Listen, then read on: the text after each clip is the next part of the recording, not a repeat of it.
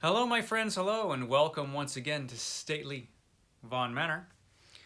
Now, today I'm going to be doing something a little bit different. Today I'm going to be talking about not a single book, but I'll be talking about a particular publisher. I'm going to be talking about the Library of America, which I love. I love the Library of America. I have a lot of Library of America volumes. They're all in boxes right now because the manor is under construction, serious construction. But I look forward to the day when that is done and I can have them all up on the shelves looking all pristine and cool. But the Library of America is a fantastic publisher. And when I started my channel, one of the first ideas I had for a video would be to talk about the Library of America, but then I forgot. Got caught up in other things. But today I was reminded, and what reminded me was this. This came in the mail today. This is the Ray Bradbury volume from the Library of America. It's his first Library of America volume.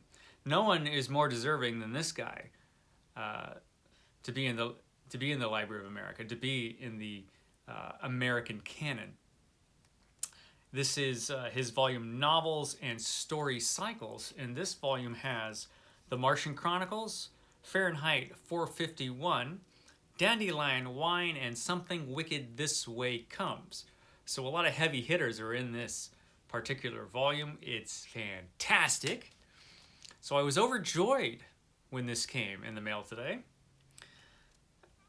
They make wonderful books, the Library of America. I will just tell you what they say about themselves on their inner flaps of their books here. They have a little spiel, so I will say what they have to say about themselves, the Library of America.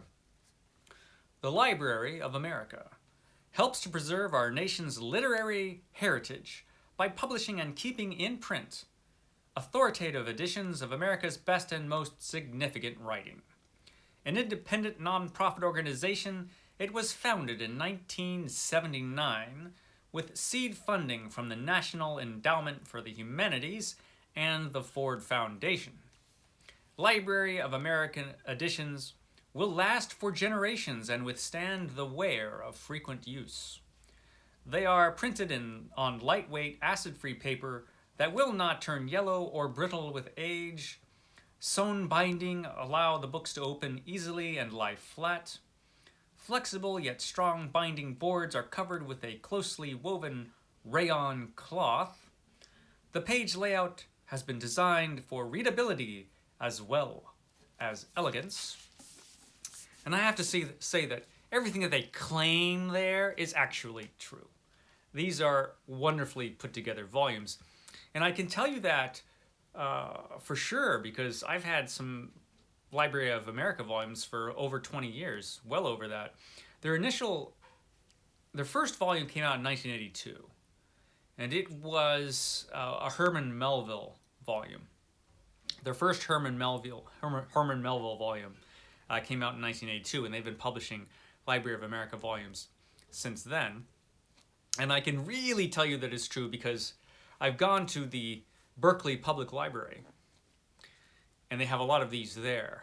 And those volumes in the Berkeley Public Library have been dropped, kicked, stomped, thrown against walls, I'm pretty sure, had various things spilled upon them. Ghastly things have happened to the volumes that are there at the library. And yet, you can take them down, and as beat up as they are, you can read them. They hold up, these guys. Unless you actually rip the pages out, they're going to be okay. These guys will take a lot of punishment. And I've got a lot of them.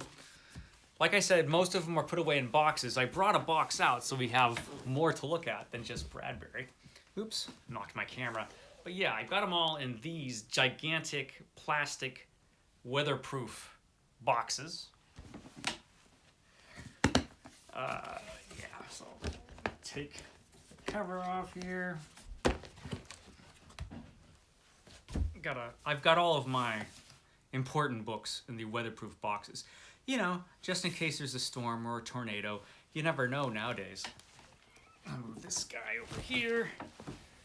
And I'll grab another one. This is Shirley Jackson, Novels and Stories. This is a fairly recent one too. Now, the Library of America, since they've been publishing since 1982, every year they come out with different authors that they're showcasing. And sometimes, you know, with the way these things go, sometimes I agree with their choices. Sometimes I disagree with their choices. But I can't really complain about whatever choice they have because they've come out with a couple controversial choices that I like an awful lot. I don't think Shirley Jackson's one of them. I think pretty much everybody should be agreeing at this point that Shirley Jackson is fantastic and deserves to be in the Library of America. But a lot of people didn't feel so great about Lovecraft being in the Library of America. Now, of course, he deserves to be in there because Lovecraft is fantastic. But since I have this volume in my hand, this is one of the volumes that I've had for a long time, and I've carried all around with me just about everywhere I've gone, and it's held up. So let's take a little bit of a closer look at these guys. I know I have a bit of an international audience who might not be familiar with these American volumes. I don't know, have many of these gone overseas? I imagine some of them should have. But so we've got the black dust jacket on, kind of a classic cover. They're a little dated at this point, but this is how they looked in the 80s, and they've just kept that cover design for the most part. There have been a couple of exceptions, but I like it. So this is the cloth covers there. They really high quality. That's how the spines look. Inside, they've got the very nice end papers. Title page, and if it has more than one book in there, like this one does, if I can open up my book, they'll have all of the different books that are in that omnibus volume. All these editions have anywhere from 700 to about 1,500 pages. There are some pretty big volumes of Library of America, but they're nice because they're all compact. Now they use a very thin paper, and you can kind of see through them to the other side because they're so thin. But the paper is of very high quality. And like I said, I've had some of these guys since the 80s, and the paper has not gone brittle or yellowed or anything. They hold up, these volumes. So even though the paper's thin and some people really, really don't like that, I don't mind it. One, because it lasts forever. It feels good in your hand. And it does make the volumes compact. I mean, these you can carry around a 1,500 page book, and they're not that heavy. They don't take up a ton of space. And yet, the page layout is very, very nice. So these are excellent books to have. I really like the page layout on these guys. Now these guys, what? Do you disagree? Oh, I got a package. Imagine that. A package coming in the mail to Stately Vaughan Manor. That's such an unusual occurrence. Books just showing up here. Little one, did you order me some book? I think my little dog ordered some books. It wasn't me. So anyway, where was I? Oh yeah. Very compact, nice page layout. They don't bother with introductions or anything like that. One of their goals, I think, in the Library of America is for you to just pick these guys up and read them without any kind of distraction, especially up front. In the back, they will have a couple things. They'll have the notes on the texts. With Lovecraft, that's kind of involved, but it isn't always so. But they'll always have a note talking about the text, because one of their deals is they want to be very careful about which text they use. Then they'll have notes written, textual notes themselves. And this is the only thing I really don't get about the Library of America, is that they'll have the notes in the back. and they'll be done by line and page number, I believe. But in the text itself, there's nothing to identify where those notes are. Now, in most companies' books, like if you're reading a Penguin, you'll go through it and you'll see like a little number or something which will tell you, oh, there's a note for this. And you'll go to the back and look up the note if you are so inclined. But in these guys, you can't do that. They have all these notes in the back, but like if you're reading this and you're like, well, that's a weird thing. I wonder if there's a note on that. I guess I'll go all the way to the back and no notes. So then, you go to the back and there are all these notes and I guess you can go back. I don't understand why they did it that way. It seems odd. Somebody explain this to me. Somebody out there knows. Now, I get that they want to make a clean reading experience with nothing to distract you, but that just seems weird. If you know, let me know. It seems like an odd decision, but these guys are such fantastic books, I don't mind too much. Really happy to get this one. When you have one of these, of course I have all of these individually.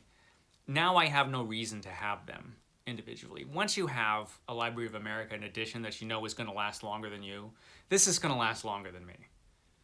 Yeah. I'll be a moldering corpse and this guy will just be fine. And then I guess I'll send it to David Wiley. In my will, I'll send it to David Wiley. Who am I kidding? He's going to get one of these. But I don't really need any of these now. One of the great things about them is that they're not that expensive either. If you were to get all 4 of these books in trade paperback, this is probably pretty comparable to that, and this edition will last longer and take a lot more punishment. So they're actually of pretty good value too. They're fantastic. One of these days, I will have them all on my shelves, and they'll look wonderful. One of these days. But I did want to showcase these guys, because I love these books so much. And man, I've got a lot of them. I got a lot of these books. Yeah, and I think I forgot to mention, did I mention there's a chronology in the back? That's what I forgot to mention. I was distracted.